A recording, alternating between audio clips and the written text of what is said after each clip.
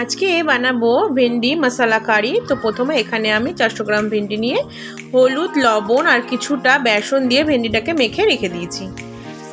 Mixing বলে আমি দিয়েছি 1 ইঞ্চি মতন আদা, 10-12 কোয়া রসুন, 3টে ছোটো ছোটো টমেটো আর 4-5টা কাঁচা লঙ্কা, শুকনো লঙ্কার গুঁড়ো, কাশ্মীরি লঙ্কা আর দিয়েছিলাম সাথে জিরে গুঁড়ো, ধনে গুঁড়ো।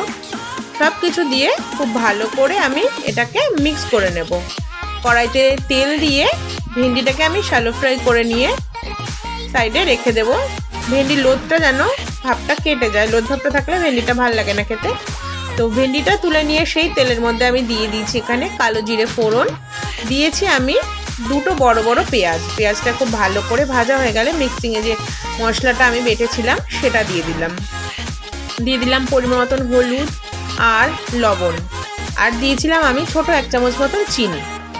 এবার খুব ভালো করে মশলাটা আমি কষিয়ে নেব।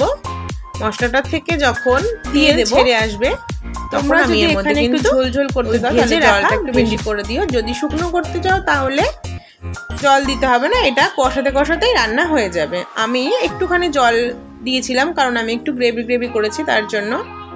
আর নামানোর আগে কিন্তু আমি এর মধ্যে ধনেপাতা ব্যবহার করেছিলাম। এই রেসিপিটা আমার একটা বন্ধুর থেকে জানা, সে হচ্ছে অপর্ণা সরকার পাল। ও খুব সুন্দর রান্না করে, তো ওর থেকে আমার জানা। তো কেমন লাগলো আজকে আমার রেসিপিটা অবশ্যই জানাবেন। যারা ইউটিউব থেকে দেখছেন আমার চ্যানেলটা একটু সাবস্ক্রাইব করে দেবেন, আর যারা ফেসবুক পেজ থেকে দেখছেন অবশ্যই চ্যানেলটা ফলো করে দেবেন। ধন্যবাদ সবাইকে আমার ভিডিওটা দেখার জন্য। নমস্কার, সবাই ভালো থাকবেন। আবার সবার সাথে দেখা হচ্ছে নেক্সট ব্লগে।